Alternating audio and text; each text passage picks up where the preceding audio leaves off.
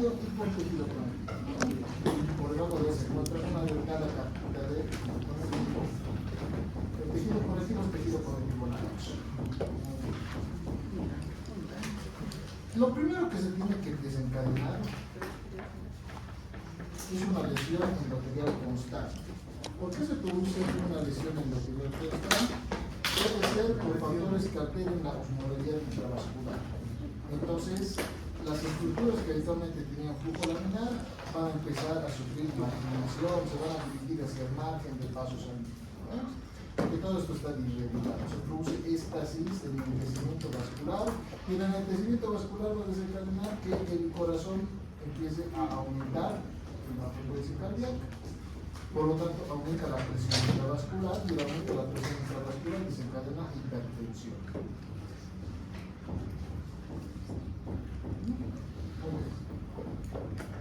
El constante roce de las células y el hecho de que exista muy alta presión dentro del vaso sanguíneo promueve que se lesione el vaso.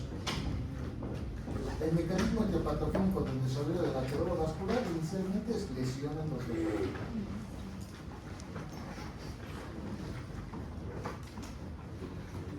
Ahora, el asunto con una lesión endotelial es que a la larga puede desencadenar dos procesos de recuperación. Uno, tiene que activar la coagulación. Y dos, consecuentemente a este tiene que favorecerse la formación de la mitosis. Ahora, es un trastorno de larga data. La presión a este nivel desencadena que la célula todo el tiempo produzca esto. Coagulación, mitosis, todo el tiempo se está llevando a cabo, todo el tiempo tiene que desencadenar la determinación. Eso es un hecho porque el objetivo del vaso sanguíneo es mantener toda la sangre, no puede extravasarse. Entonces tiene que desencadenar esto obligatoriamente. El problema es que existen algunos trastornos dentro de este proceso que hacen que desencadene la migración de lo que se encuentra en la superficie, el de colesterol hacia la paraca subendoterial, ¿no? Entonces aquí empieza a conglomerarse. Voy a buscar aquí otro. Ya, entonces acá, cuando ya vemos esto, ya se ha formado el ateroma vascular. En la lámina subendoterial empieza a saturarse. Está el endotelio, el epitelio plano. La migración del colesterol, la translocación del colesterol a este nivel desencadena la formación del ateroma. Todo esto se llena de colesterol. Empezamos a ver gran cantidad de colesterol en la lámina subendoterial en un solo sitio, ¿no es cierto? En un solo sitio. Pero lo que diferencia el ateroma vascular de la aterosclerosis, ¿verdad? Es más disimétrico, solamente se presenta en un sitio, habitualmente. Pero posteriormente pues va a afectar todo, se va a llenar todo, ¿ya? Inicialmente solamente afecta el sitio. Al desencadenarse este conglomerado, el ateroma con colesterol, tiene que existir algo que nutra al endotelio, pues el endotelio si está tan alejado y no hay nada dentro del vaso sanguíneo, pues se va a morir. Y el endotelio, ¿qué va a pasar con él? Se va a romper y va a formar un proceso hemorrágico, ¿no es cierto? Entonces el vaso sanguíneo por todos los medios posibles va a tratar de mantener la percusión hacia el endotelio. El endotelio se mantiene, ya no se reemplaza siquiera con el endotelio. Pero para eso, ¿qué tiene que hacer? Neoformación vascular, vasitos sanguíneos tiene que formar dentro de la lámina subendotelial. Se produce vasculogénico. Doctor, esos factores angiogénicos los secreta aquí el endotelio mismo. El endotelio desencadena la formación de esto. Después, aparte de eso, como esta zona se encuentra bien irregular, tiene que haber un mecanismo para mantener si ustedes quieren, la morfología de esta zona, ¿no? Porque si no es muy largo, alguien tiene que construir algo acá. Entonces se tiene que construir por medio de la formación del colágeno. Entonces también vamos a ver fibroblastos proliferando. Forman fibrosis, lo que va a desencadenar, lo que va a ser el precursor de la aterosclerosis, porque la aterosclerosis es por fibrosis. Se produce fibrosis, empieza a llenarse más. Ya tenemos otra capa más acá. Esto va creciendo hacia el interior del lumen porque no puede crecer hacia otro sitio, ¿cierto? Esta capita crece un poquito más. Siguiente. Para mantener el tono, porque aquí el tono está alterado. Aquí de hecho se sigue manteniendo el proceso del aumento de la presión introluminal. ¿Por qué? Porque está observándose pues, el paso sanguíneo. Mientras más se cierra, más presión va a tener, ¿no? Entonces, se liberan ciertos factores para estimular la migración y la proliferación de células musculares lisas para mantener esto. Entonces, ¿qué vas a tener células musculares lisas más? Les he mencionado también que no es suficiente el flujo vascular, no llega a todas las células. Entonces, vamos a tener áreas de necrosis. Vamos a tener necrosis. Y finalmente, lo más habitual es que vaya creciendo tanto esta placa, que llega a taparla por completo, ¿ya? Pero este taponamiento sucede gracias a otro mecanismo, pues un mecanismo que inicialmente ha formado el vaso sanguíneo, que era la coagulación. Como la lesión persiste aquí en el endotelio, se rompe una célula endotelial, forma el proceso de la coagulación, se forma el tapón hemostático y va a tapar parcial o totalmente el lumen. Por lo cual se encadena que todo el tejido por el va defendiendo esta estructura vascular, se va a sufrir isquemia, hipoxia, posteriormente va a sufrir un infarto, pero la necrosis hipóxica. ¿Ya? Muy bien. Dentro de los factores que van a ser asociados a la formación de la aterosclerosis, principalmente son anomalías congénitas. No todos tenemos preponderancia al desarrollo de aterovascular, pero sí es un problema frecuente porque hay mucha cantidad de pacientes con síndrome metabólico. ¿Ya? También tenemos que ver los antecedentes familiares. ¿Ya? La edad avanzada, mientras más avanzada sea el paciente, más preponderancia va a tener hacia el desarrollo de esta alteración en el proceso de regeneración del cartílago. ¿Ya? En cierta medida no se va a formar un proceso de mitosis adecuada, y al no formarse el proceso de mitosis adecuada, pues lo que vamos a ver es el desarrollo del ateroma por conglomeración de lípidos. ¿Ya? Finalmente vamos a ver el sexo masculino, porque el sexo masculino es más preponderante a la asociación hacia la hipertensión arterial. La hipertensión arterial se presenta más frecuentemente en el sexo masculino debido a la producción de testosterona. ¿Ya? Las enfermedades vasculares venosas son más preponderantes de la mujer, pero las arteriales son más frecuentes en el varón. Modificables. Por ejemplo, la hiperlipidemia, obviamente ya hemos visto por qué. El aumento del colesterol va a osmótico, que eleva más la viscosidad sanguínea, por lo tanto, mayor presión arterial. La hipertensión arterial, como que se indica en nosotros, es el factor inicial del proceso lesional.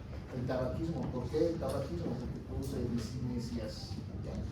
El tabaco desencadena, especialmente la nicotina, desencadena vasoconstricción. Y al producir vasoconstricción, pues aumenta la presión arterial, y al aumentar la presión arterial desencadena que a la larga se produzca lesión vascular crónica.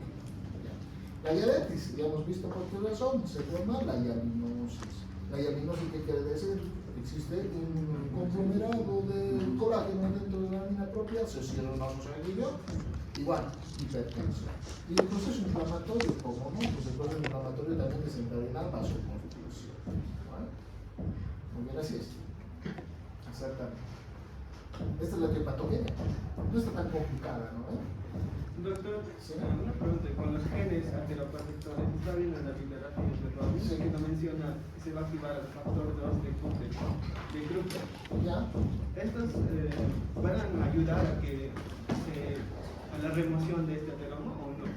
A la remoción del ateroma no. Son ateroprotectores, esos que evitan que se desarrolle, no es que hacen que se desorcione. ¿Ya? Hace que el proceso mitótico, por ejemplo, se desencadene de una manera más satisfactoria. Esa es la función. ¿Ya? ¿Sí? Leí que normalmente o generalmente las arteriosclerosis no se producen en arterias pulmonares. Sí, por baja presión. Por baja presión. ¿Ya? Se forman más que todo en vasculatura en la cual tenemos alta presión. Tres órganos principalmente: cerebro, riñón, coronarias. ¿Ya? A nivel de las estructuras pulmonares, pues la presión se disemina por la cantidad de estructuras vasculares que se encuentran, ¿no es cierto? Entonces tenemos estructuras vasculares que están bien diseminadas, separadas entre sí. La presión de una arteria pulmonar de gran calibre, como está bien ramificada, hace que la presión se vaya distribuyendo en las estructuras capilares. El flujo, de hecho, a nivel pulmonar es un poquito más lento, ¿no? Eso es un factor protector para el desarrollo de la aterosclerosis. Además de algunos factores asociados al endotelio, porque el endotelio a nivel pulmonar pues tiene gran capacidad de mitosis. Por lo tanto, el ateroma no se llega a producir un flujo eléctrico, ¿no? Por esos dos factores es flujo un poquito más cuidado y por el hecho de que se promueva la mitosis en este tejido con respecto a otros órganos. Muchas gracias por la pregunta. ¿Qué más tenía para una pregunta? Doctor, perdón, ¿puede volver a repetir? Claro que sí. El proceso de la aterosclerosis principalmente se viene asociado hacia un trastorno que va a ser el ateroma vascular. El ateroma vascular es un proceso de congestión, ¿ya?, desencadenada en la lámina subendoterial. ¿Qué sucede en la lámina subendoterial para desencadenarse esto? Lo primero que tiene que existir es una lesión constante. El vaso sanguíneo tiene que verse afectado de manera constante. Esto asociado a factores genéticos que no existen, precisamente los factores que protegen la formación de la ateroma vascular, factores protectores para la aterosclerosis, ¿ya? Lo cual promueve que las estructuras vasculares no se dividan de manera adecuada. Al no dividirse de manera adecuada, pues se promueve que exista la translocación del colesterol desde el proceso vascular hacia el interior del tejido conectivo. Ahora, cuando se transloca en el tejido conectivo, empieza a llenarse, pues, tejido conectivo laxo muy suelto está, ¿ya? Entonces promueve que se empiece a llenarse. Y como no puede crecer hacia el exterior, porque la capa muscular es una capa muy densa, entonces tiende a crecer hacia el interior, empieza a ocluir más el vaso sanguíneo. Más oclusión, más presión, más lesión. ¿Vale? Muy bien. Al final, desde desencadenarse esta lesión constante, pues tenemos que tener factores. El crecimiento requiere perfusión. ¿Qué se forma? Neurovascularización, se activan factores angiogénicos derivados del endotelio capilar. El endotelio promueve la formación de estos vasos sanguíneos que van a derivar de estructuras vasculares que se encuentran en la apéndice de la musculatura. Ahora, esto también va a desencadenar que exista migración leucocitaria. Aquí me he olvidado colocar, ¿no es cierto?, las células espumosas, ¿no? Existen las células espumosas, que son macrófagos. Los macrófagos van a empezar a cargarse de lípidos, empiezan a consumir el colesterol y van a formar esa característica forma, ¿no es cierto?, que son unas estructuras celulares comunes, puras, por eso se llaman células espumosas, ¿ya? Porque es como si tuvieran espuma dentro, pero es colesterol, está fagocitado, no sé cómo se encuentra dentro del citoplasma. Ahora, una vez que se ha desencadenado esto, migran las células fibroblásticas, ¿no? Empiezan a proliferar, porque ahí se encuentran los fibroblastos. ¿Por qué empiezan a proliferar los fibroblastos? Para mantener la continuidad del tejido, ¿ya? Los fibroblastos empiezan a formar más tejido conectivo. ¿Por qué? Porque es una zona lábil. Si es lábil, voy a poner una situación. A ver, ¿qué pasa si a una manguera, ¿ya?, le colocamos una bolsita de papel en la punta? Está chorreando algo, ¿ya? Está chorreando algo. Esta bolsita de papel, para empezar, es más débil, ¿verdad? Y al ser más débil, inicialmente lo va a contener el agua, va a producir filtraciones, pero va a contener. Pero si sube la presión del agua, pues eventualmente lo va a romper. El fibroblasto lo que tiene que hacer es convertir esa bolsita de papel en una bolsa más resistente de plástico, ¿no?, para que pueda llegar a contener lo que se encuentra en el interior, ¿no? Mejor, ¿no? Digamos que nuestra manguerita se ha roto y tenemos dos opciones. Primero tenemos que evitar la fuga, entonces tenemos cinta máscara, ¿no? Hay las cinta máscara de papel, Va a contener un ratito, luego se va a romper. Pero tenemos que reemplazarlo. O sea, cinta aislante o cinta adhesiva. La cinta adhesiva sí va a llegar a contener. El fibroblasto se encarga de eso. Entonces se encarga de mantener la continuidad del tejido. Después lo que vamos a tener es la presencia de migración del músculo. ¿Por qué migra el músculo a este nivel? Por factores asociados a la diferenciación, factores de crecimiento del tejido muscular. ¿Ya? Esto va a promover que el vaso sanguíneo, como está muy saturado, va a tratar de movilizarse, pues para eso necesita más fibras musculares, pero las fibras musculares están al otro lado, ¿no?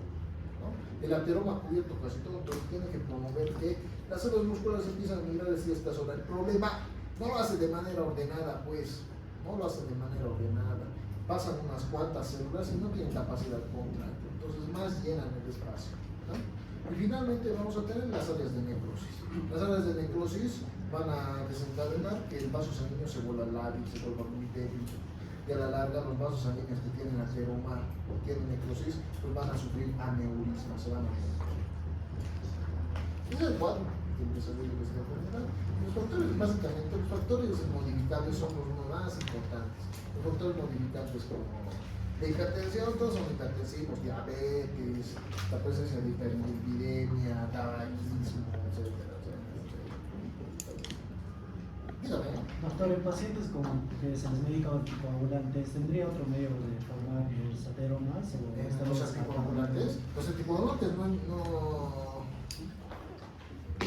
lo que van a promover es el cuadro hemorrágico. Sí, dime.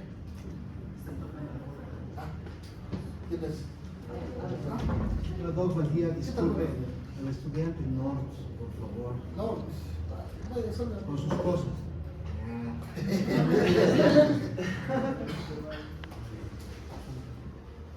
Ya, entonces, lo que estábamos mencionando es esto, ¿no?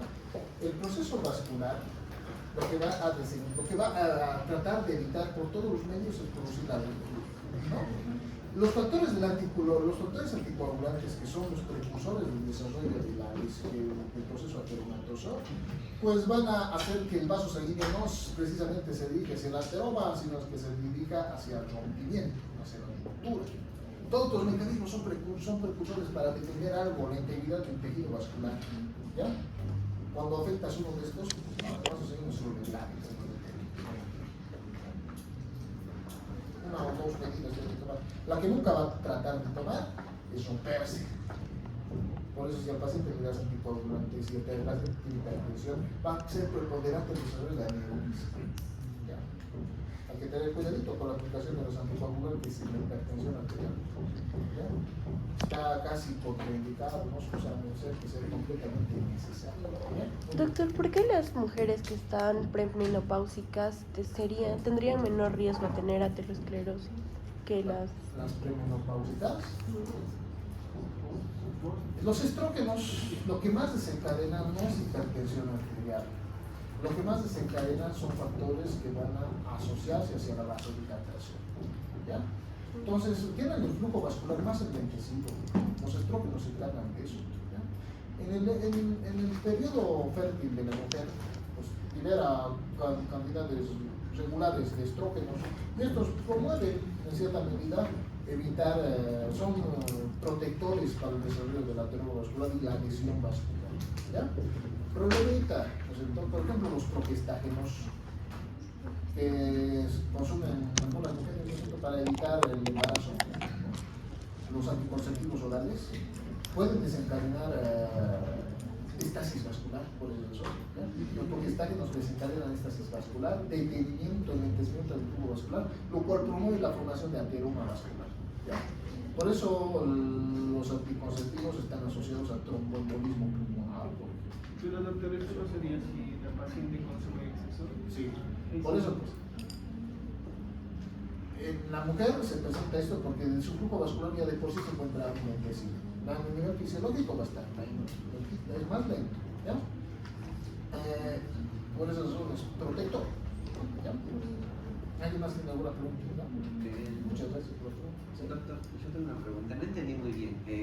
Ese daño vascular que se va a producir, ¿qué elementos son los que van a crear fricción? ¿Es cualquier elemento? Los eritrocitos. Los eritrocitos las proteínas no generan roce, ¿no es cierto? Las proteínas no son tan volumosas para producir roce. Tiene que ser algo duro, algo contundente, algo grande, ¿no? Las células base. Las células normalmente tienen flujo laminar, se encuentran en el centro del vaso, pero si altera la osmolaridad vascular, si el colesterol HDL tiende a bajar y el LDL empieza a subir, lo que van a producir es desorganización de eso. Ya no van a estar en el centro, se van a empezar a marginar. El colesterol de alta densidad actualmente se margina, se dispersa, se va a distribuir en todo el lumen vascular. ¿Ya? Con ellos pues vienen los eritrocitos, es como un área de su área de gravedad se altera. Entonces ellos también se alejan. Al alejarse, se acercan a la pared endotelial y empiezan a chocarse. Y al chocarse, causa lesión endotelial, que es uno de los factores iniciales de la trombosis, ¿verdad? La de pincho. Doctor, una pregunta. Y en pacientes con eritrocitosis, digamos, ¿cuánto tiempo tendría que pasar para que la lesión sea, ya sea bastante para que se pueda empezar a generar el ateroma? No, desde el principio se empieza a desarrollar pues, factores aterogénicos, ¿no? Ahora, el asunto es que no todos llegan a ir adaptados. Algunos pacientes pueden tardar semanas, pueden tardar meses, otros pueden tardar años o décadas en desarrollarse. Eso depende de las características endógenas que tiene cada uno, ¿no? Todos los pacientes que tienen síndrome metabólico o desarrollo de hipertensión arterial van a ser pacientes en riesgo del desarrollo de ateroma. No quiere decir que todos van a desarrollar.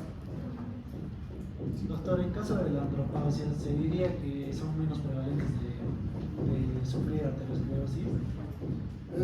No, porque el tránsito vascular ya está regulado. El tránsito vascular ya está regulado. No se vuelve menos preponderante el desarrollo de esto. No es que te baja la presión cuando sufres andropausia. Otra hormona va a cubrir este espacio, porque el organismo ya está acostumbrado a cierta perfusión. Entonces, si no la testosterona, va a ser otro factor anímico.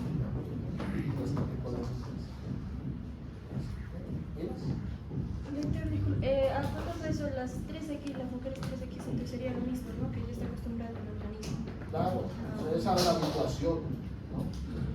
Nuestro sistema ya está habituado a cierta perfusión. Cuando baja la perfusión, eventualmente va a desencadenar aumento de las funciones perfusoras de segurar la presión arterial.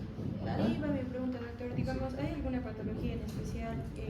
Como está diciendo que los anticonceptivos causan éxtasis vascular, ¿hay alguna patología en mujeres que se presenta en la cual contraindican los anticonceptivos? Los anticonceptivos, sí, en hipotensión, no se da. Cualquier enfermedad que cause hipotensión no se puede administrar anticonceptivos. Aumenta el riesgo de desarrollo de arteria.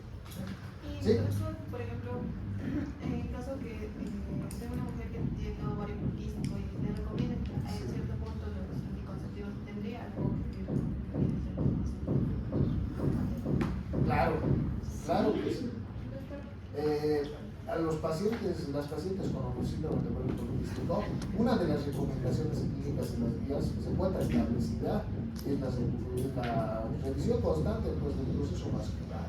La presencia de varices significa que se tiene que cambiar la presencia de la administración de los fármacos anticonceptivos progestágenos.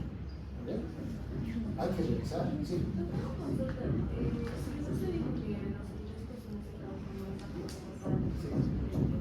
En caso de puede haber daño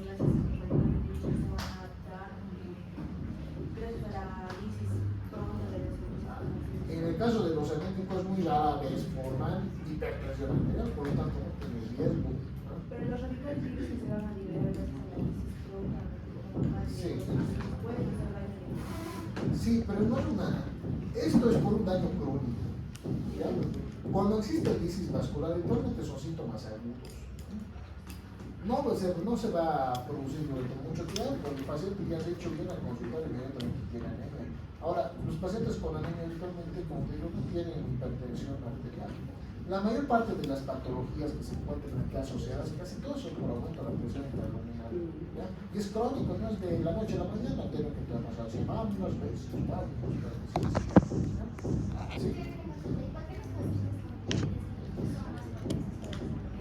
vasculopatía diabética, el hecho de que exista la hialinosis, ¿no? La hialinosis, el sobrecrecimiento de la membrana basal, pues aumenta la presión arterial. Aumenta la presión arterial, más presión, más propensión a que se vea la piel. Sí.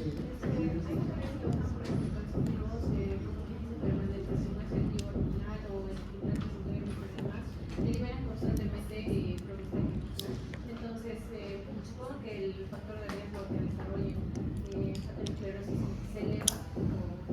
Aterosclerosis, no. Trombosis, sí, se eleva. Más que las chicas que simplemente se como tal el Sí. El consumo crónico de los progestarios pues, está asociado a desarrollo de ateroma vascular. Pero como te digo, no es en todos los casos. En algunos hay aumento de riesgo, aumento de compresión, si va a desencadenar problemas clínicos, pero la mayoría de los pacientes no. Ahora, ahí viene pues la parte importante de ustedes y de su diagnóstica, ¿no es cierto? Saber a quién dar y a quién no. Si su paciente se está quejando, ¿no es cierto?, que si tiene varices, pues cortaron el tratamiento, ¿cierto? Porque las varices son dilataciones vasculares habitualmente asociadas a procesos obstructivos, ¿verdad? El hecho de que exista este tipo de estasis vasculares, lo que más ustedes quieren saber. No, le tengo que administrar, bajaré la dosis, o si no, cambiaré por otra medida para cumplir el requerimiento del paciente. ¿Sí?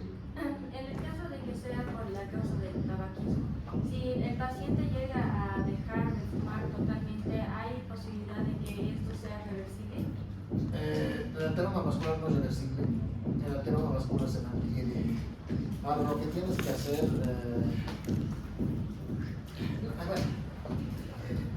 Es irreversible, entre comillas. Porque este tejido se puede revertir. El asunto es que no va a ser de la noche a la mañana. Porque es progresivo. Es de largo el carácter. El paciente que ya tiene hipertensión arterial, síndrome metabólico, digamos, tabaquismo, ¿ya? Trata sus problemas de base. El ateroma vascular se mantiene un tiempo prolongado, digamos unos 5 años, 8 años, y tiende a producirse la resolución, ¿ya?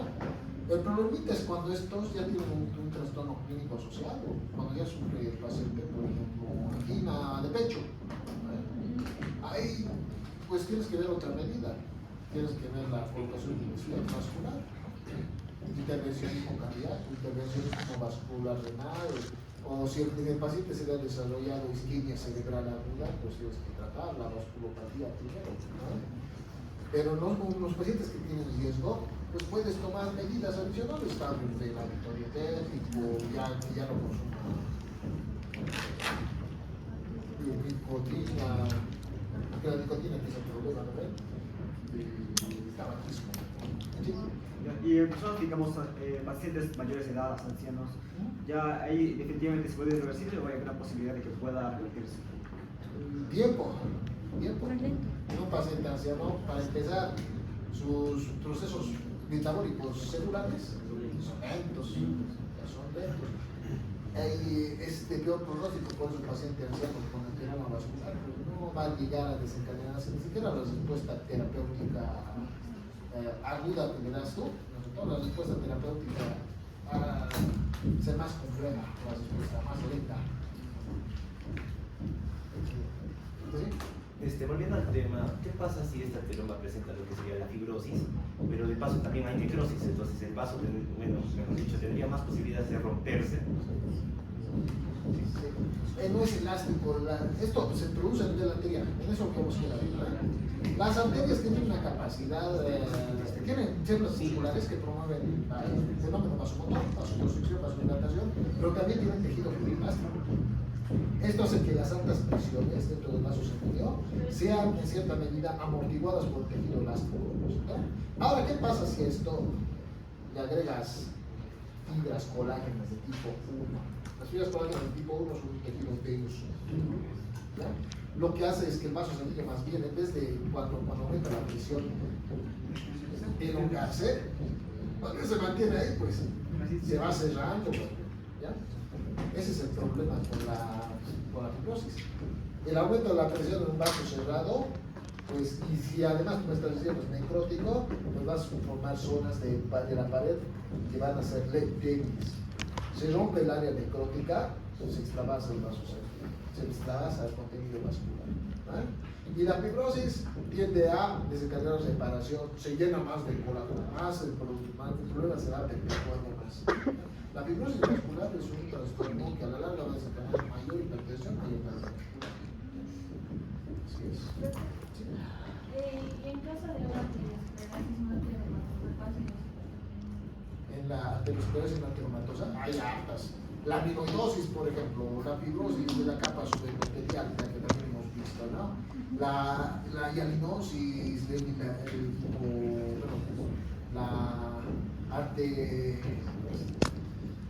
la arteriosclerosis hialina, la hiperplásica. Todos esos son no amiloidatosos. Estas son las causas. Aquí están. Esta es hipertensiva, por ejemplo, ya la hiperplásica, la esclerosis de Munkeberg por calcio, la hiperplasia fibrovascular de la íntima, la arteriosclerosis por amiloidosis, etcétera, etcétera. He colocado algunas, pero hay muchas más. ¿Ya? Entonces, algunos de estos son por otras causas, mayormente congénitas o hipertensivas. Bien, continuamos. Ahora, ¿cuál es el efecto más importante en las estructuras orgánicas? Principalmente vamos a hablar de los orgánicos, ¿ya? En el miocardio tenemos las estructuras coronarias, que son las que mandan equilibrio al miocardio. El miocardio se nutre como los vasos sanguíneos pues, desde la superficie, ¿ya? Tiene como su propia base vasorum, en este caso va a ser las arterias coronarias, ¿ya? Las arterias coronarias nutren la parte superficial inicialmente y posteriormente la parte más interna, nutren en este sentido, ¿no? Como estamos viendo acá. Las arterias coronarias están en la superficie, entonces ¿a quién nutren primero? A las estructuras periféricas, a la musculatura periférica y finalmente a la musculatura que se encuentra cerca del endocardio. ¿Muy bien? ¿Estamos? La oclusión de una estructura vascular por un ateroma vascular, por aterosclerosis, hialinosis, etcétera, etcétera, etcétera, principalmente ateroma vascular, que va a causar la hipoperfusión, hipoxia, isquemia y finalmente la muerte del tejido que se va a denominar el infarto agudo del miocardio. Ahora, ¿cómo se ve esto? Aquí tenemos dos presiones, ¿ya? Aquí ya tenemos la formación del ateroma, ¿no? Muy bien. Hay dos alteraciones que se pueden presentar. Un ateroma estable. El paciente está haciendo ejercicio. De su caso clínico, ¿no? Estaba haciendo ejercicio y de la nada empezó a doler el pecho, ¿no? Se ha tranquilizado un rato, se ha sentado y se le calmó el dolor porque se restableció el flujo vascular. Entonces el paciente sabe que hacer mucho esfuerzo le va a causar dolor, por lo tanto hacer, ¿no? Ahora el otro caso es la oclusión del ateroma más proceso de coagulación. Esta es la angina inestable. Acá hay una lesión constante, el vaso sanguíneo pues desencadena los factores de coagulación, problemita. Los factores de coagulación se activan rápido, en minutos, empieza a formar trombo. El paciente no necesita el paciente sobreesforzarse, está durmiendo, ¿no? Y se despierta con dolor de pecho. Angina inestable, es eso. Bien. Muy bien. Ahora, la presencia del agregado plaquetario puede causar dos cosas: la formación de un trombo, ¿ya? Que va a tapar parcialmente el lumen, y el trombo oclusivo, que es el más peligroso, cuando llega a taparlo por completo. El trombo oclusivo, pero también puede ser embólico. Un trombo que se ha desprendido, viaja por la vasculatura, regresa acá y lo tapa. Y lo tapa por completo. En este caso ya hay que hacer rápidamente el manejo por cirugía cardiovascular, ¿no? Por cardiología, intervenciones. Ya. las estructuras vasculares que nutren a las arterias, perdón, al vesículo, van a producir dos lesiones. ¿Cómo se identifica pues un impacto? ¿Qué van a medir en un impacto? Una resonancia magnética, ¿no? Una biopsia. Electrocardiograma. Es el más rápido. Y básicamente casi todos los centros hospitalarios lo tienen. ¿Ya? Paciente con angina de pecho, con dolor de pecho, hasta que se diga lo contrario, es infarto, es riesgo de infarto con adenocardio. ¿Ya? A todos los pacientes así vengan por un dolor, por un espasmo, estén tranquilitos. Hay dolor de pecho, doctor. Háganle un electrocardiograma. ¿Ya? Muy bien. El infarto agudo de miocardio, hay ciertos parámetros clínicos que les van a guiar para el diagnóstico del resultado. El paciente, por ejemplo, viene así con la mano dirigiéndose hacia el dolor, retrocediendo la fuente.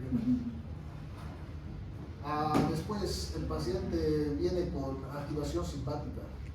El corazón trata de mantener la perfusión del miocardio, por lo tanto, activa las catecolaminas, empiezan a liberarse. Activarse la vía simpática, ¿cómo va a estar el paciente con hiperactivación simpática? Le van a auscultar el corazón, le van a medir el pulso, 120 está. También, ¿qué promueve las catecolaminas? Aumento de la frecuencia respiratoria, el paciente está respirando agitadamente. Así está, ¿ya? Entonces está con, digamos, un 26 respiraciones por minuto, 27 respiraciones por minuto, 30 respiraciones por minuto, ¿ya? Después, el paciente viene pálido, está pálido. ¿Por qué se presenta la palidez? Vasoconstricción periférica. Trata de mantener toda la sangre dentro de los órganos principales. Vasoconstricción periférica, paciente pálido. ¿Ya? Después diafórico. Estimula las catecolaminas estimulan la liberación glandular, ¿no es cierto? Estimulan las glandulas sonoríferas. Está sudando frío, está bien frío el paciente, está pálido, está miliático, la tiene piloerección, está completamente. Característica del paciente. El paciente además no está tranquilo, está inquieto. Está bien inquieto. Está bien preocupado, angustiado. Ahora, ¿qué hace con estos pacientes? Tanto el paciente que está tranquilito como lo tienen en la cabinita, agarran su electrocardiograma, colocan los electrodos en las derivaciones primordiales, colocan las monopolares, las análisis multipolares. 12 derivaciones se tienen que ver, ¿ya? Las derivaciones tienen que ver una por una cómo se encuentran, ¿ya? Van a ver un patroncito. El infarto transmural. El infarto transmural, la veración normalmente. P, Q, R, S, así es el electrocardiograma normal. El brazo electrocardiográfico normal. Ya no vamos a hablar acerca de frecuencias, de nada de eso, porque la alteración se encuentra efectivamente en una sola onda. Y lo que quiero ustedes en un paciente con estas características buscan esa onda en cualquier derivación. ¿Cómo va a ser esa onda? En el infarto transmural se ve así: P, Q, R. Permítanme un segundito.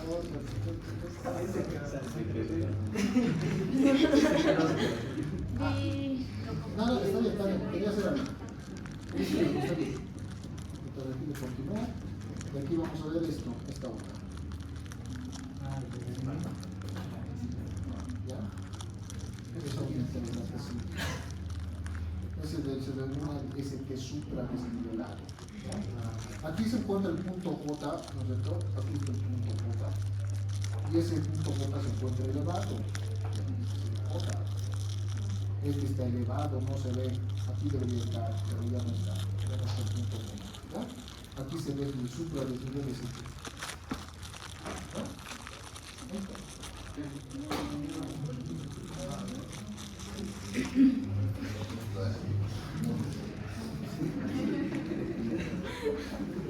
Supradesnivelado.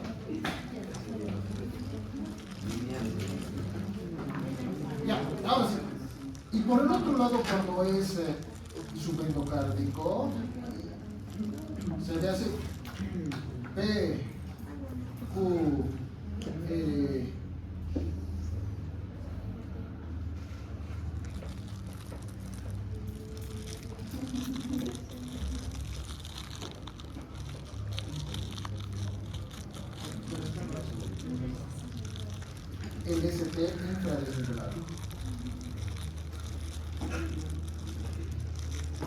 supra desnivelado. Es de infra desnivelado. ¿Cuál será más grave? ¿El supra o el infra desnivelado? El supra, porque en el supra desnivelado hay afección de materia coronaria grande.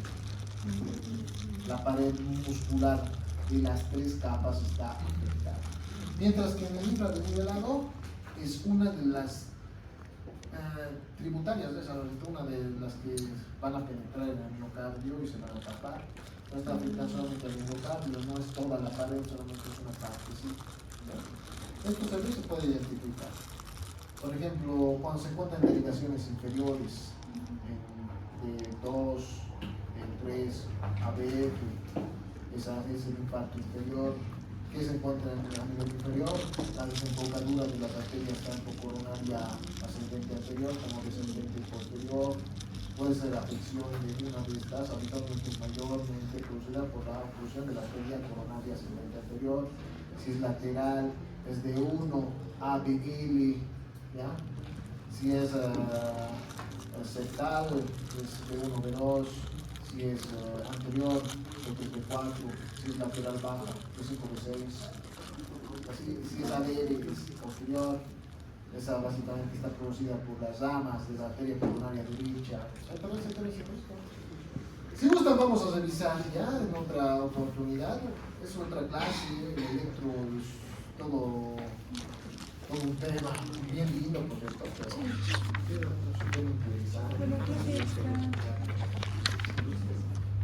Y que les va a servir, pues, les va a servir un montonazo. Doctor, sí. En ese caso, si digamos el paciente tiene, o queremos ver en la auricular una relajación auricular, no se observa, ¿verdad? No se puede identificar. Pero el problema no es auricular, es ventricular. Aquí, básicamente, y eso es algo que, gracias por tu contribución, quiero mencionarlo. El problema, ¿dónde se encuentra? En la repolarización ventricular. ¿Por qué no se está repolarizando el ventrículo? Porque no hay oxígeno, no hay ATP. El ATP quiere decir, si no hay ATP, ¿qué quiere decir? Que no se puede introducir iones dentro de la pared ventricular. Al no producirse este intercambio, pues no se va a despolarizar. No hay ATP, no hay oxígeno. No hay función mitocondrial si no hay oxígeno. Así es. ¿Ya? Doctor, ¿por qué se da el caso de que las mujeres son asintomáticas en la clínica cuando están sufriendo un infarto? ¿El infarto? Sí, o sea, no presentan el dolor y el radiado del brazo izquierdo, la taquicardia, no presentan esas clínicas. No es tan normal. El hecho es que las mujeres tienen un umbral del dolor más grande, ¿no? No es tan, o sea, hay la clínica, pero no es tan magnificada como en el varón, ¿ya? En el varón, pucha, al paciente lo van a ver gritando, no sé qué. La mujer habitualmente, evidentemente sí produce hiperactivación simpática, todo eso, pero su umbral de dolor es menor, pero habitualmente la clínica, aunque está presente, no es completamente magnificada. De todas maneras, tampoco está mal que esté sufriendo un paciente que tiene riesgo de dolor. ¿Sí? Doctor, ¿el clima caliente afecta a los pacientes con infarto que hayan sufrido infarto? Sí, por vaso, vasodilatación y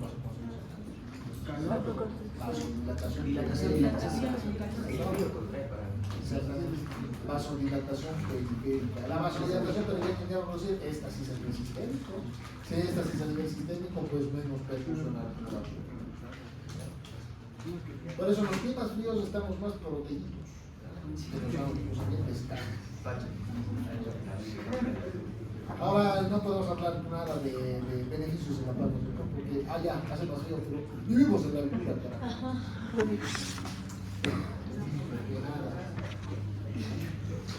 Más importante la hipertensión que nos causa la eritrocitosis secundaria a la altura, que se produzca vasoconstricción de manera muy frecuente. La patogenia, a ver, esto es un resumen. Aquí está el resumen de todo. Inicia con lesiones arteriales, ya sabemos. Acumulación de lipoproteínas, esto. Adhesión plaquetaria, esto. Esto es lo que se produce en un vaso sanguíneo habitualmente lesionado.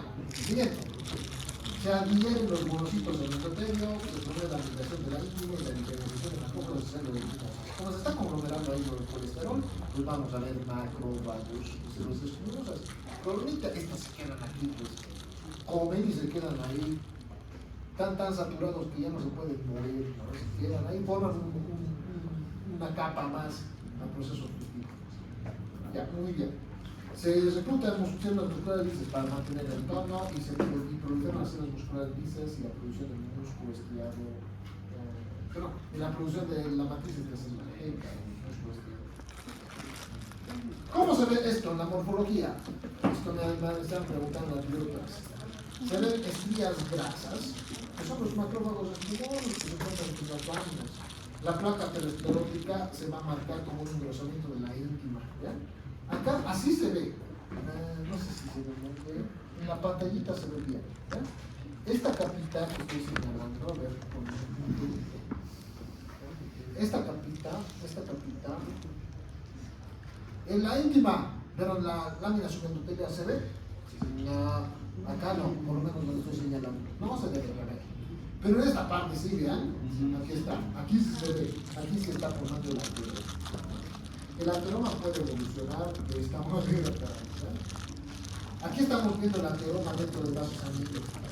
Cambia, son como procesos heterogéneos, es bien disimétrico, ¿no? Por eso les decía, no se presenta en todo el vaso, en parte del vaso. Y miren, en estas zonas en las que se encuentran la superficie, más superficialmente ubicadas, vamos a encontrar coagulación, pues, ¿ven? Se coagula y se tapa. Entonces, la lesión endotelial es frecuente acá, pues, es frecuente. Muy bien. Y finalmente, miren cómo crece. Aquí está el lumen, todo esto es el lumen. Antes era todo esto, todo lo que estoy señalando, todo esto era el lumen. Ahora no, está muy chiquito. Fibras de colágeno estamos viendo acá, contribución triclónico de Mayori, vasculogenia, esto es un capilar del vaso sanguíneo, no debería estar aquí, el vaso sanguíneo, perdón, el endotelio no debería tener su propio capilar, pero aquí por el tejido grande se ha tenido que formar vasculatura.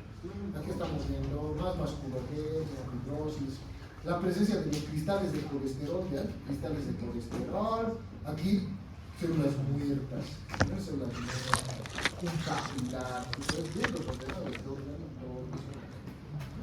ya. Los componentes del ateroma, vamos a tener células, entre las cuales se encuentran las células musculares lisas, los macrófagos y los linfocitos. La matriz intracelular, fibrosis, colágeno, fibras elásticas y proteínas. Y principalmente los lípidos intracelulares y extracelulares van a ser los componentes de esta alteración. ¿Ya? Y las complicaciones, esta es la parte final. ¿Ya? El ateroma puede causar estos 4 trastornos. El primer trastorno, vasosanguíneo necrótico, fibrótico, no tiene la capacidad de elongación, va a tener mayor preponderación hacia ruptura, se rompe. ¿Ya? Al romperse puede desencadenar factores de coagulación, activación de factores de coagulación y por lo tanto trombosis. ¿Ya? Si el vaso sanguíneo es chiquito, si el vaso sanguíneo es una arteriola, pues se va a presentar hemorragia, también aneurisma. ¿Muy bien? Otro trastorno es en los vasos grandes, por ejemplo, hemorragia intraplaca, como por ejemplo a nivel aórtico, el aneurisma disecante. Se empieza a formar un espacio, la sangre a alta presión empieza a llenar este espacio y se tapa. ¿Ya? Por el hematoma se produce eso. La ateroembolia, este es el más frecuente. Tristemente la estasis y la coagulación hacen que se formen masas dentro del tejido coagulativo, ¿no? Estos viajan por el torrente vascular y pueden tapar no solamente al corazón, digamos, se ha formado ahí, llegan hacia una estructura vascular pulmonar, la tapan. Llegan hacia una estructura venosa, la tapan, forman una oclusión varicosa. Llegan hacia el cerebro, lo tapan, accidente cerebrovascular ateroembólico.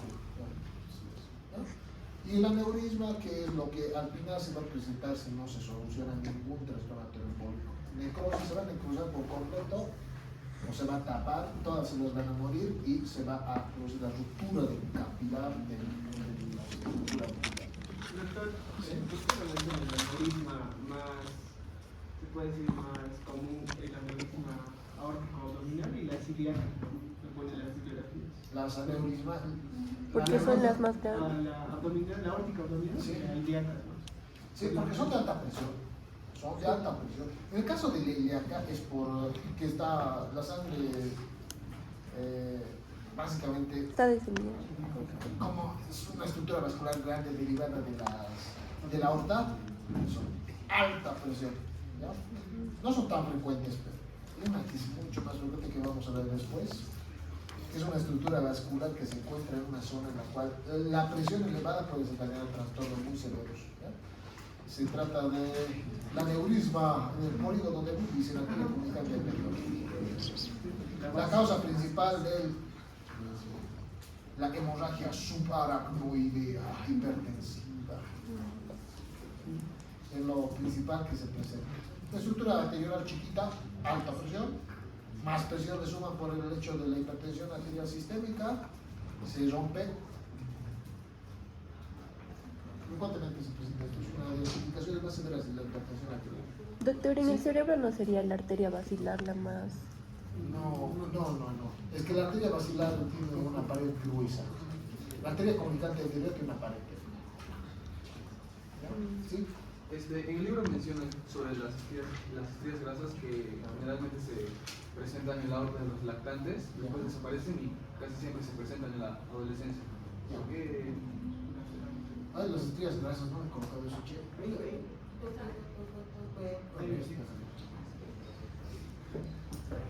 Las estrías grasas son espumosos, ¿no?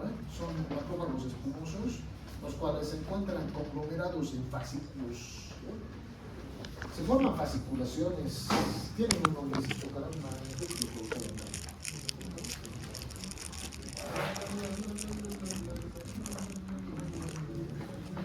aquí está.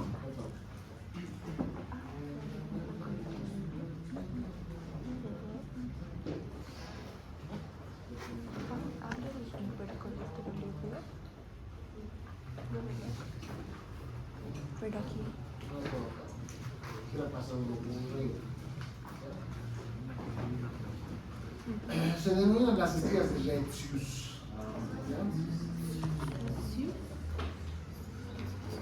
Las estrías de Retzius son cómo se puede diferenciar el proceso coagulativo de un ateroma vascular, ¿ya?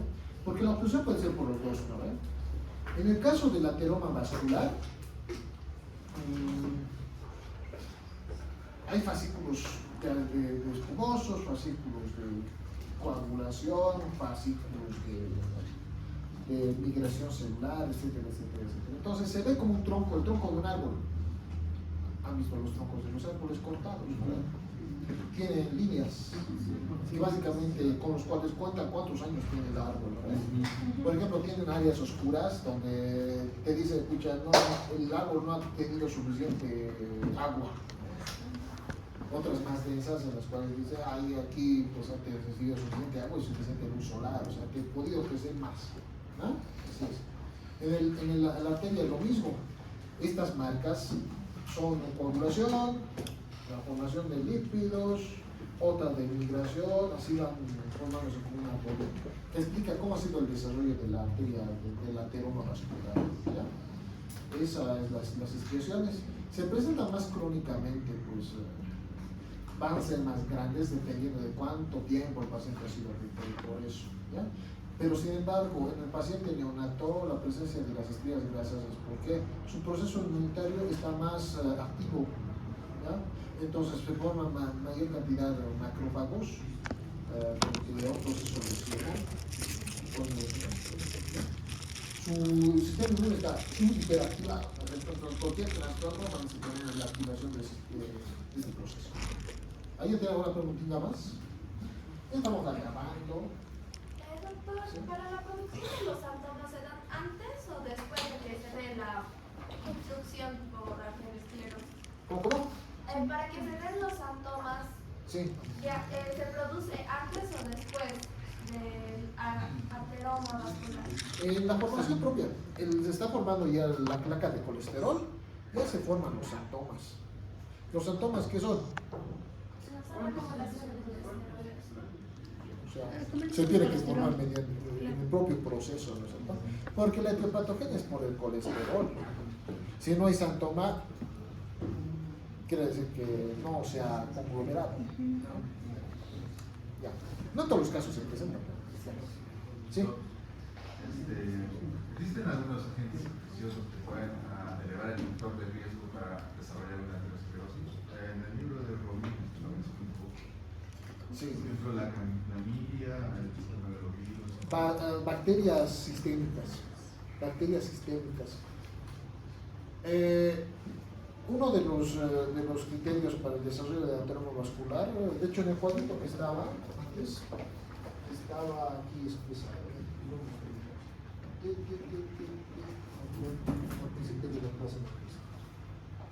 Es el cuarto factor. Inflamación. ¿Ya? Las bacterias sistémicas pueden desencadenar un aumento de la formación de la activación de factores vasculares reguladores del proceso inflamatorio, ¿no? Ante la inflamación, una inflamación sistémica que afecta al organismo por completo porque se ha distribuido la sepsis, la bacteriemia, desencadena factores vasculares que van a aumentar la presión arterial.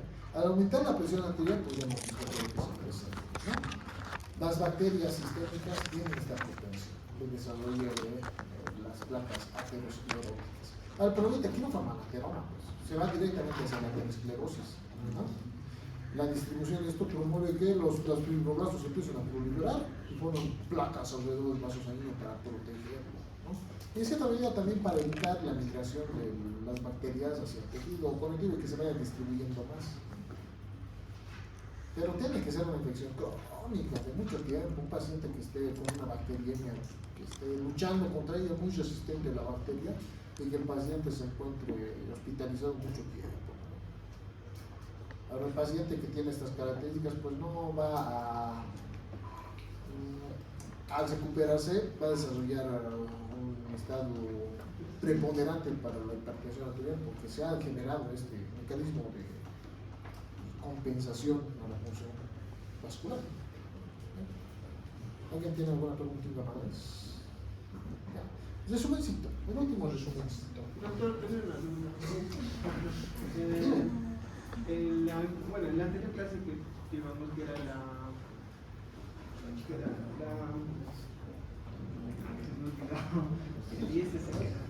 insuficiencia cardíaca congestiva, se habló sobre los criterios de Framingham.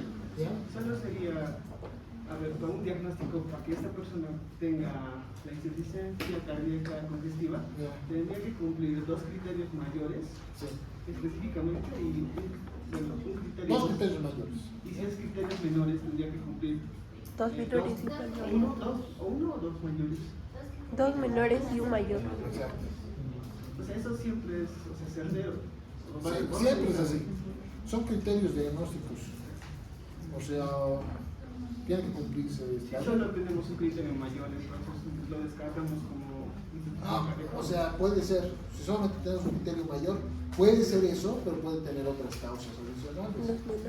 Puede no ser causa de insuficiencia cardíaca, por ejemplo, el derrame pleural. El derrame pleural no es característico de la insuficiencia cardíaca. Otras patologías pueden causarla también. A eso se refiere.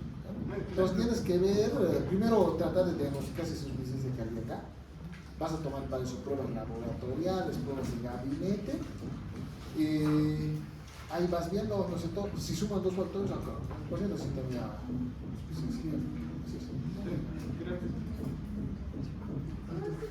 Doctor, algo que no entendí es porque en el libro de Robin se indica de que entre las 6 hasta el mediodía hay un pico adrenérgico en el que aumenta la presión y esto es una fuente, un factor extrínseco.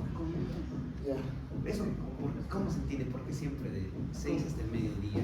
Eso es un que aumenta el factor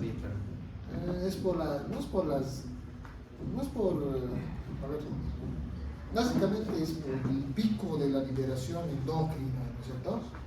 A nivel matutino se libera grandes cantidades de cortisol y los factores adrenérgicos también están estimulados por el periodo de la vigilia. Pues.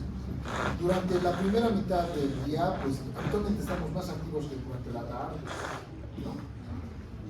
Esto habitualmente es desencadenado por tus factores hormonales, es algo ya heredado después de generaciones, ¿no? En la cual tenemos que tener este periodo en el cual tenemos que, no sé, buscar nuestro sustento nutricional, ¿no? Desde épocas prehistóricas en la mañana tenían que salir a cazar, ¿no? Porque era más fácil para nosotros recolectar comida, porque en la noche teníamos que tener bajas, porque teníamos que reservar energía ante cualquier peligro que se pudiera presentar, ¿no? Por esa razón, básicamente. La relación endocrina pues, no se ha regulado hasta estas horas, hasta estas épocas, ¿no? Siempre se va a liberar de la misma manera con respecto al humano que vivía hace 20.000 años. No ha cambiado nada. Van a pasar otros 20.000 años para que cambie.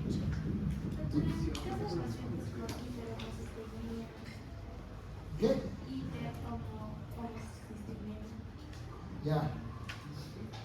Eso vamos a ver después. Eso es básicamente, tiene preponderancia el desarrollo de edema pulmonar, pero por una causa especial. Vamos a ver después, ¿no?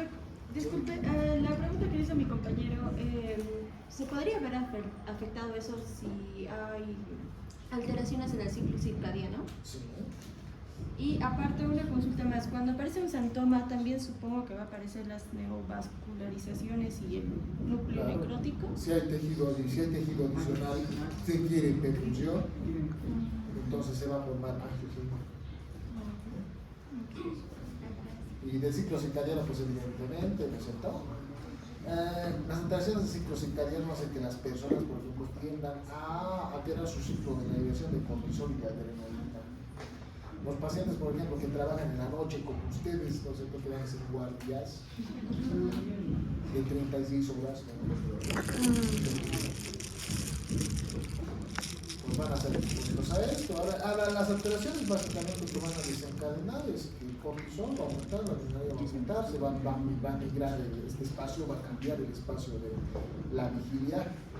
Pues habitualmente el problemita mayor que tenemos es que los pacientes, las personas que trabajan en horarios nocturnos y vespertinos, habitualmente sufren hipertensión arterial. Muchos de ustedes van a tener hipertensión arterial por siempre. Muchos de ustedes tal vez desarrollen cierto grado de síndrome metabólico. También es algo asociado a esto. No, porque escogen esto, ¿no? Pues sí. En el caso de entonces que digamos una persona se llegue a desvelar todas las noches, Sí. pero